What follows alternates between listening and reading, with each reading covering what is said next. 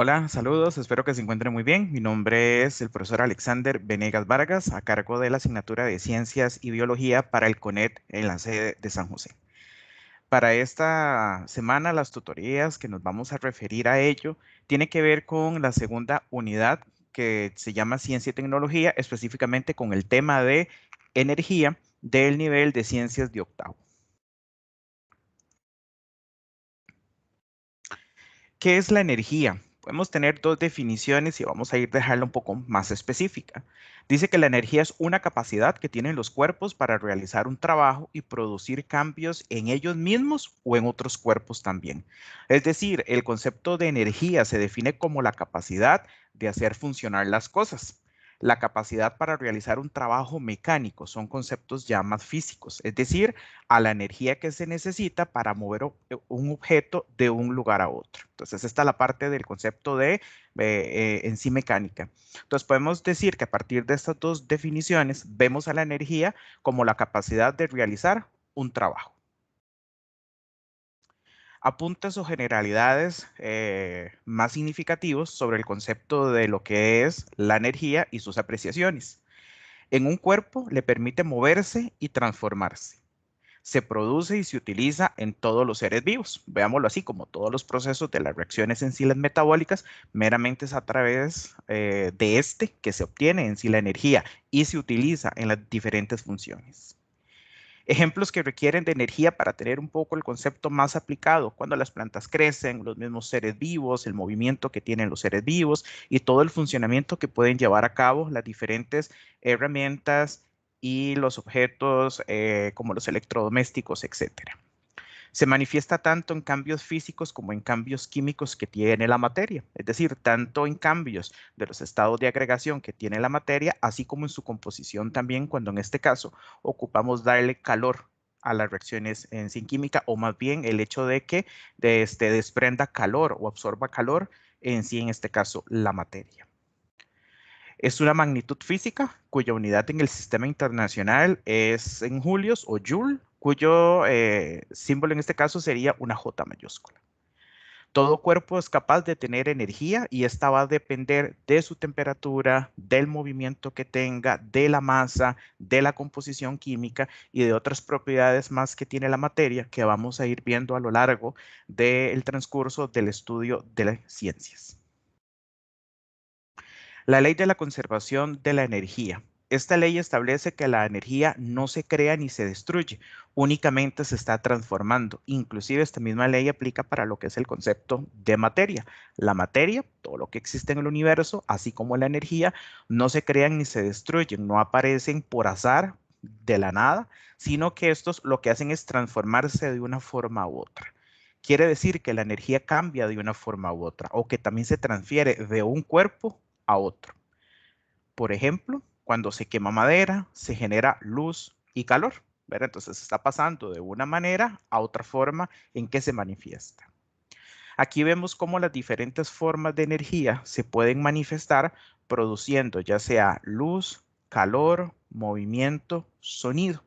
Estos anteriores son formas o manifestaciones de la energía. Diferentes formas en que podemos ver la manifestación o apreciación de lo que es energía. Una de ellas es la energía química, la definimos como la energía que tiene la materia debido a su estructura interna, a su composición química. Es la energía que se produce en las reacciones químicas, por ejemplo, en el momento que hacemos la digestión, la absorción de los nutrientes que nos aportan los alimentos, todo eso se pasa a hacer en energía química, energía que utilizan nuestras células para todos los procesos en sí, los metabólicos. Y también, por ejemplo, cuando existen procesos de combustión, como cuando la materia orgánica combustiona, se puede llegar a quemar, otra puede arder también, y existe un desprendimiento de calor al respecto, ¿verdad? Entonces, a través de los procesos de combustión, es un desprendimiento de energía, en este caso de manifestación química. Y también esta energía es la que mueve hoy por hoy los automóviles, los barcos, los aviones, etcétera. Pero entonces es una forma de ver y de tener la manifestación de energía química. Cuando hablamos de energía térmica, también nos podemos llegar a referir a lo que es la energía calórica. Como decíamos, el calor es una forma común de nosotros ver la manifestación de la energía. Decimos que es la energía que se transfiere de un cuerpo que está a mayor temperatura a otro cuerpo que está con menor temperatura. ¿Por qué sucede esto? Debido a las moléculas que son parte de la composición interna que tiene en sí la materia, estas moléculas adquieren una energía, adquieren un movimiento, por lo tanto, a través de el movimiento puede ser vibracional, puede ser un rotatorio, puede ser de desplazamiento, según el estado de agregación que tenga la materia. Esto va a generar el desprendimiento de un calor. Y tres formas en las cuales se puede dar el movimiento del calor. Puede ser por conducción, principalmente cuando los metales llegan a calentarse. Por convección es un movimiento cíclico, pasando de donde hay gas de mayor temperatura, desplaza el de menor temperatura y sucesivamente hay un proceso cíclico en este sentido. Y por radiación, ¿verdad? En este caso, que se emana el calor. Otra fuente de energía sería la luminosa. Es la energía transportada por las ondas en sí luminosas. La energía luminosa es la que nos permite ver, pues refleja la luz en nuestros ojos. Como decíamos en diapositivas anteriores, la luz es una de las manifestaciones que tiene en este caso, pues la energía que se clasifica como la luminosa. Y la principal fuente de luz sería el sol. ¿Cómo podríamos ver alguna apreciación al respecto? Por ejemplo, cuando podemos ver que un objeto se clasifique o un cuerpo se clasifique como transparente, en este caso permite que atraviese toda la luz. Un objeto que es translúcido permite que atraviese algo de la luz, cierto tipo de luz. Y cuerpos opacos que impiden completamente el paso de la luz. Energía sonora. Hablamos de que esta energía es transportada por ondas sonoras, la cual se obtiene a partir de la vibración de un cuerpo. Por ejemplo, el efecto vibrante de una cuerda de guitarra llega hasta nuestros tímpanos, lo que nos permite oír. Aquí donde sería este cuerpo que adquiere la vibración, es el tímpano. En el momento que las ondas sonoras están llegando hacia el tímpano, este entra en una frecuencia en sí especial, que es una vibración, y por lo tanto hay una transmisión de la información por los impulsos nerviosos hacia el cerebro para en este caso poder tener el sentido del oído. La energía eléctrica es la energía que se obtiene a partir del movimiento de las cargas eléctricas. En este caso son los electrones, y que están en el interior de los materiales, los conductores. Recordémonos que habían en sí materiales que son conductores, que son aislantes o superconductores de lo que sería la corriente eléctrica, ¿verdad? Entonces los conductores tienen la capacidad de, en este caso, fluir o transmitir los electrones, que estos fluyan de un lado a otro, de un cuerpo a otro, que también sea conductor, y por lo tanto se permite este movimiento de cargas eléctricas. Por ejemplo, dice la energía eléctrica transportada por la corriente eléctrica en nuestras casas y que se manifiesta en diferentes maneras, desde prender un bombillo, un electrodoméstico, etcétera. Está también una energía nuclear, que es la energía que está almacenada dentro del núcleo del átomo y que se libera mediante las reacciones nucleares de fisión y de fusión de los núcleos atómicos. De fisión, en este caso, hablamos de separación de los núcleos, y de fusión cuando se unen en sí algunos núcleos en sí atómicos. En la parte superior de la diapositiva les estoy mostrando una imagen básica de lo que sería el átomo para que veamos que en estas dos tipos de energía que estamos viendo, la eléctrica y la nuclear, estamos específicamente hablando de de energía de lo que es del átomo, ¿verdad? Uno es específicamente de los electrones, entonces de ahí viene la corriente eléctrica cuando los electrones entran en movimiento, y la energía que está concentrada propiamente en el núcleo, que es muy alta, es una energía que libera mucha energía en el momento que se pueda llegar en sí a obtener, y por lo tanto tiene muchas aplicaciones, principalmente en medicina. Hablamos de la bomba en sí cobalto, ¿verdad? Libera una energía especial para hacer una trazabilidad de radioisótopos y poder ver o detectar tumores o zonas en sí, las cancerígenas. También para determinar la edad de los fósiles, ¿verdad? El carbono 14 ayuda mucho a saber, según la cantidad del radioisótopo que haya de carbono, saber a qué época del proceso de evolución de la Tierra, del planeta, se encuentra aproximadamente el origen de este fósil. Inclusive también en las centrales en sí, las nucleares, a partir de ellas se genera una gran cantidad de energía cuyo fin es la producción de la energía eléctrica, ¿verdad? Importante también tener mucho cuidado porque al liberar gran energía hay que saberla controlar muy bien, si no esto lleva a grandes catástrofes como explosiones en sí al respecto.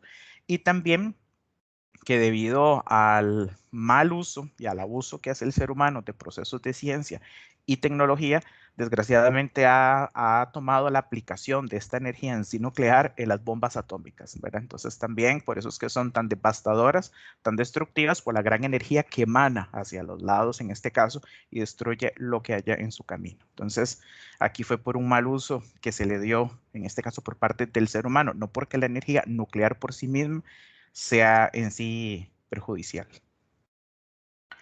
Otra forma es la hidráulica, una forma de energía que abunda mucho en nuestro país. En este caso utilizamos mucho por temas de represas, en sí las hidroeléctricas, el aprovechar el caudal del agua y la fuerza con la que ésta puede llegar a caer para generar el movimiento en turbinas.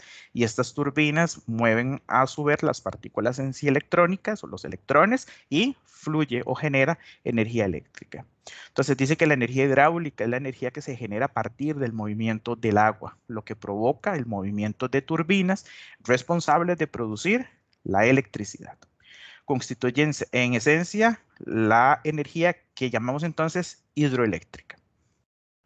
La energía eólica es aquella que se aprovecha a través del aire. Es un tipo de energía que hace funcionar las veletas y los aerogeneradores y se usa para llegar a producir electricidad. Entonces, como estamos viendo en la imagen, hay una veleta que a través del movimiento de estas aspas va generando un flujo también de energía interno que se canaliza después esa producción de en sí energía en energía eléctrica también.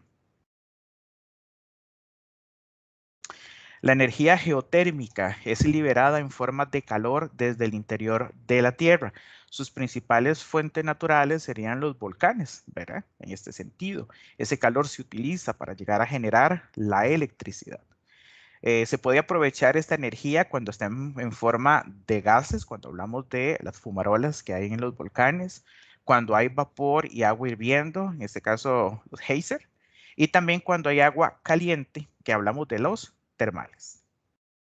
La energía solar corresponde a la energía pues obtenida directamente del sol, el sol como principal fuente de luz y calor para nuestro planeta. Y también existen ahora dispositivos llamadas las fotoceldas o las fotovoltaicas, que pueden en este caso tomar la energía solar y hacernos un proceso de transformación hacia energía eléctrica. La energía magnética, aquella que permite a algunos cuerpos atraer o repeler ciertos materiales, como ejemplo un imán. En la industria se usa mucho, por ejemplo, para levantar objetos muy pesados mediante electroimanes muy potentes. Inclusive hay algunos tipos de trenes que trabajan por magnetismo y llegan a causar un proceso de levitación, es decir, hay una ligera separación entre el riel y el cuerpo del tren, dado que a este magneto le permite llegar a causar este proceso.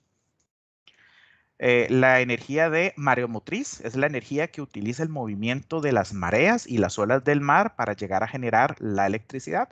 Entonces, esta energía con la que se están moviendo las olas chocan contra el dispositivo, generan igualmente un aspa y el movimiento de estas aspas generan un flujo de energía que se puede llegar en este caso a canalizar en la producción de energía eléctrica, que es lo que se está buscando también. Son conocidas como fuentes en sí ecológicas o amigables con el medio ambiente debido a que la forma en que se genera esta electricidad no contamina el medio ambiente. Es decir, no se está empleando tal vez algunas fuentes carburantes de energía para mover los motores o los desechos que produce la emanación de muchos CO2 al medio ambiente para producir la contaminación de la atmósfera o aumentar el efecto invernadero, tienen mucho la disminución de este impacto en la naturaleza. Por lo tanto, ¿verdad? Se hablan de en sí energías más amigables, la producción de energías o fuentes de energía amigables con el medio ambiente.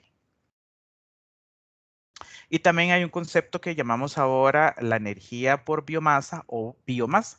Dice que la energía biomasa se obtiene a partir de la descomposición por bacterias en forma controlada de la materia orgánica, es decir, de todos los residuos orgánicos. A partir de esto se da una generación de electricidad gracias a la biomasa. Es cuando ocurre la conversión de la energía química del gas en energía mecánica, en energía que va a producir un movimiento, y esto se hace a través de un proceso de combustión.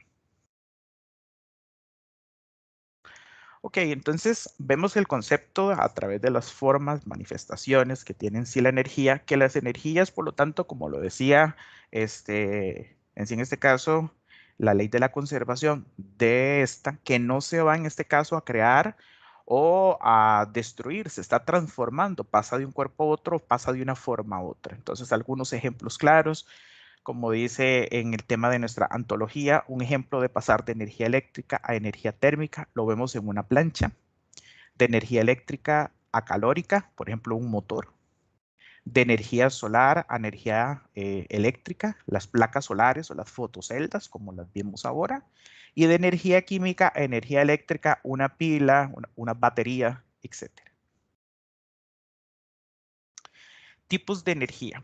Vamos a decir que a pesar de tantas formas, manifestaciones de la energía, vamos a clasificar a estas en dos grandes grupos, conocidas como la energía cinética, cuyas siglas son EC minúscula, y la energía potencial, cuyo sigla sería EP minúscula. Hay un concepto que hemos venido viendo que hablamos de trabajo mecánico, de energía mecánica, el concepto de mecánico asociado como el producir un movimiento. El concepto como tal ahorita de energía mecánica es la suma de la energía cinética más la energía potencial que tiene un cuerpo al respecto. ¿Qué es cada una en sí de ellas? Bueno, energía cinética es la energía que tiene un cuerpo estando en movimiento. Tenemos una fórmula, una ecuación para poderla en sí averiguar. Dice que energía cinética es igual a la masa multiplicada por la velocidad al cuadrado y ese resultado lo dividimos entre 2. ¿Ok? Necesito tener las unidades establecidas por el sistema internacional para cada una de estas en sí variables. Por ejemplo, masa que esté dada en kilogramos y la velocidad que está dada en metros por segundo. Si en los ejercicios que a ustedes se les presentan las unidades están en otras en sí expresiones, deberíamos de hacer los factores de conversión para expresar todo en sistemas del SI. La energía conocida como la potencial. Bueno, es esta energía en la que se puede llegar a generar los cuerpos de acuerdo a su posición. Por lo tanto, es una energía que está almacenada en los mismos. Entonces podemos decir también que un cuerpo que está en reposo tiene energía en sí, la potencial, claro, está dentro de su misma estructura. Y un cuerpo que se encuentre a cierta altura tiene una energía en sí, pues llegada a decirse la potencial, claro, porque también depende de su posición, ¿verdad? Existen dos subtipos de energía en sí de potencial, llamados como la gravitatoria y otra que es la elástica, pero nos estamos llegando a referir de manera general a la gravitatoria, cuya fórmula sería multiplicar la masa por el valor de la gravedad, en este caso del planeta Tierra, y por la altura a la cual se encuentre en sí el objeto. Este valor de la gravedad tiene un valor establecido, perdón, por 9,8 metros por segundo en sí al cuadrado, de manera aproximada en sí redondeado el dato. Y recordemos igual a como lo dijimos en energía cinética, necesitamos tener las unidades del SI para cada una de estas variables. ¿En qué sentido? La masa en kilogramos, la gravedad siempre va a estar expresada en metros por segundo al cuadrado, en este caso, y la medida de la altura tiene que estar en metros. Igualmente aplica que si estas variables están expresadas en otras unidades o subunidades del sistema en CSI, las paso al valor en sí el general fundamental. Algunos ejemplos de un ejercicio de energía cinética, como lo te dice la antología, hay un ejemplo que dice cuando un balón es lanzado, experimenta una velocidad de 6 metros sobre segundo. El balón posee una masa de 0,4 kilogramos. ¿Cuál es la energía que tiene el balón? No me están diciendo si es la energía cinética o potencial, porque a través de la información que deduzco del ejercicio, veo que el objeto está en movimiento. Por lo tanto, es energía cinética. Reviso los valores, me están dando la masa en kilogramos, me están dando la velocidad en metros por segundo, por lo tanto es correcto. Entonces aplico la fórmula. Dice la ecuación o la fórmula, energía cinética es igual a la masa, que es 0.4, multiplicado por la velocidad, que es 6, pero tengo que elevar al cuadrado la velocidad. Por eso dice 6 elevado a la 2. Y el resultado lo divido entre 2. Y eso estaría dando como valor que la energía cinética del balón es de 7,2 joules. Entonces, J mayúscula son las unidades de energía. Un ejemplo de un ejercicio de energía potencial. Dice, determine la energía que tiene un cuerpo que se encuentra a una altura de 9 metros y tiene una masa de 5 kilogramos. Entonces, ¿cómo intuyo en este caso que es energía potencial lo que me están pidiendo en sí en el ejercicio? Me dicen que está a una altura y no me están diciendo que se está moviendo, por lo tanto puede estar en reposo, se encuentra hasta cierta altura. Entonces, son puntos claves para diferenciar energía cinética de la potencial. La fórmula que aquí aplico es multiplicar la masa por la gravedad por altura. Por lo tanto, aquí la masa está en kilogramos muy bien, la altura está en metros, no tengo que hacer cambios en factores de conversión, sino tendrían que en sí hacerlos. Y recordemos que esta habilidad de conversión la hemos en sí adquirido en temas anteriores. En este caso, entonces, es multiplicar 5 por la gravedad, que es 9,8, por la altura, que sería 9. Y en este caso, nuestro valor final es que la energía potencial que tiene este cuerpo es de 441 joules. Ok, hay un tema que trae la antología que también dice la medición de la temperatura durante las transformaciones de energía. Entonces hemos establecido que esta emisión de calor que tienen también los cuerpos es una manifestación de energía y yo puedo medir cuál es la intensidad o la magnitud que tiene la temperatura. Para trabajar con temperatura tengo tres escalas en sí reconocidas. La escala Celsius, utilizada en nuestro país, la Fahrenheit y la Kelvin, la que establece el sistema internacional. ¿Cuáles son los rangos para llegar a conocerlos? Bueno, la escala Celsius trabaja de 0 a 100. Nuestro punto de referencia es que el agua congela o solidifica a 0 grados centígrados y ebulle a 100 grados centígrados. Hay 100 divisiones en la escala. La escala Fahrenheit comienza en 32 y termina el punto más alto en 212. Tiene 180 divisiones. Y la escala Kelvin tiene como su punto más bajo el menos 273 y tiene su punto más alto en el 273, el 373. Entonces estamos hablando de también 100 divisiones. Sin embargo, yo puedo expresar diferentes valores o medidas utilizando cualquiera de estas en sí escalas al respecto.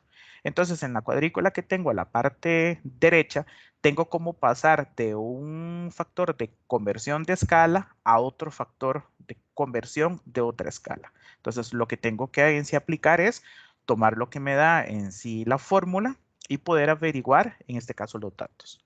Por ejemplo, dice, para pasar de Kelvin a Celsius a los valores de Kelvin que me da el ejercicio, le resto menos 273,15. Para pasar de Fahrenheit a Celsius, tengo que establecer esta en sí operación.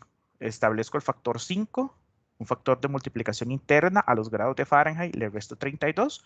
Una vez que he hecho esta resta, lo multiplico por 5 y lo divido entre 9.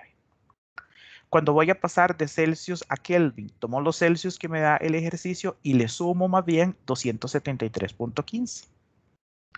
Cuando quiero pasar de Kelvin a grados Fahrenheit, en este caso, hago un factor entre paréntesis, cuyo número 9 está por fuera para hacer una multiplicación como segundo paso.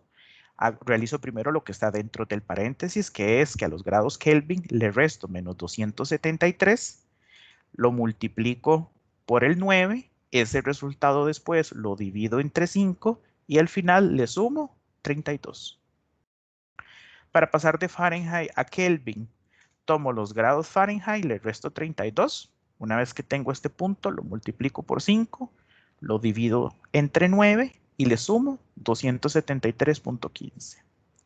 Y finalmente, para pasar de Celsius a Fahrenheit, me dice el sistema, tome los grados Fahrenheit, multiplíquelos por 9. Ese resultado divídalo después entre 5 y por último súmele 32. Entonces, esta fue la interpretación de cada una de las fórmulas o ecuaciones que me están brindando para pasar de una escala a otra. La unidad de energía y las calorías. Dice, una caloría es una unidad de energía. Cuando escuchas que algo contiene, por ejemplo, X calorías, aquí por ejemplo pusimos 100, es una manera de describir la cantidad de energía que podría recibir nuestro cuerpo al consumir eso. Entonces, las calorías las estamos hablando específicamente cuando son los nutrientes, los alimentos que nos están aportando estos nutrientes, cuánta energía nos está aportando. Entonces, nos referimos a procesos metabólicos, a procesos asociados a seres vivos en este caso. Entonces, ¿verdad? Es una manera también, así como hay temperatura, calor, procesos de temperatura y tenemos escalas para esta información. Para hablar sobre la fuente de energía que nos brindan los alimentos, estamos hablando del concepto de las calorías. Y se nos brinda un factor de conversión. Una caloría es igual a 4,18 joules, pero también como se aporta gran cantidad de energía, mejor hablamos en una unidad un poco mayor, en kilocalorías. Entonces, una caloría es igual a 0,001 kilocalorías. ¿Verdad? Entonces yo puedo trabajarlas en su unidad de caloría básica o kilocaloría cuando las cantidades son aún mayores y necesito expresarlas con este tipo de magnitud. Dice, por ejemplo, el caso, Daniel va a la soda que se encuentra en el barrio y pide una hamburguesa con queso y jamón. Investigando un poco más al respecto, se da cuenta que este alimento como tal tiene 490 calorías. Pregunta, ¿cuántos joules o julios consume Daniel? Entonces, a partir de la información de que una caloría es igual a 4,18, solamente una es igual a 4,18, aquí él más bien está consumiendo 490. Matemáticamente lo que tendría que hacer es tomar las 490 y multiplicarlas por 4,18. Y esto me está dando 2048,2 joules. ¿Qué pasa si ahora le agrego un procedimiento más y lo quiero expresar en kilocalorías al respecto este mismo dato? Ok, entonces yo ya sabía que una caloría es igual a 0,001 kilocalorías. Entonces el dato anterior lo multiplico por este último dato y por lo tanto me va a dar ahora 2,0482 kilocalorías. Simplemente factores de conversiones lineales básicas, no están ni complicadas al respecto, son maneras de expresar en diferentes magnitudes, en diferentes unidades también, los valores que estamos llegando a obtener. Y ya como parte final, como proceso en sí reflexivo, sobre el concepto del uso racional de la energía con la intención de disminuir la huella ecológica. ¿Ok? El concepto de huella ecológica, para que también nos quede claro, no estoy buscando un valor o impacto tan alto en el valor como tal de en sí la huella. Más bien yo tengo que disminuir esa huella, yo tengo que disminuir ese rastro. Entonces, ¿qué significa como tal dejar mi huella ecológica? Dice que es un indicador que facilita la medición del impacto que tiene un modo de vida determinado sobre el planeta. Es decir, yo como ser vivo, todos nosotros, todos seres vivos que tenemos espacio en este planeta, cuánta carga le representamos al sistema por consumir alimentos, por producir residuos, por utilizar los recursos naturales, etcétera. Pero entonces ese es impacto que genera mi existencia en el planeta.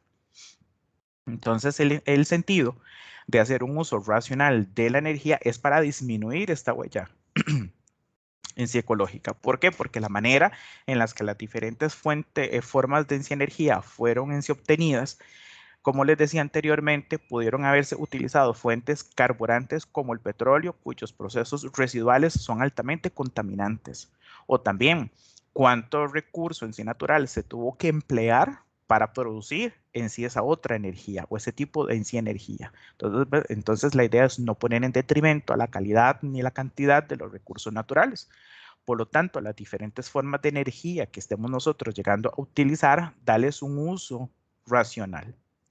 Por ejemplo, se hace fe o mayor punto reflexivo en la ontología, en que el ahorro de energía es cualquier acción que tiende a hacer más eficiente el consumo de energía sin deteriorar la calidad del servicio obtenido por el uso de esta. Entonces, realmente usar lo que se necesita y hacer procesos de ahorro de energía. El uso adecuado de la energía es realizar hábitos más responsables cuando ésta la vayamos a utilizar y, por ejemplo, hace hincapié al tener mucho cuidado y revisar el estado que tienen los electrodomésticos con ciertos fallos o en mal estado, consumen más energía, inclusive tenemos mayores problemas de cortos eléctricos y de que produzcan incendios en este detalle. También el hecho de ser consciente de cuántas luces puedo tener prendidas así en la casa, las que sean necesarias.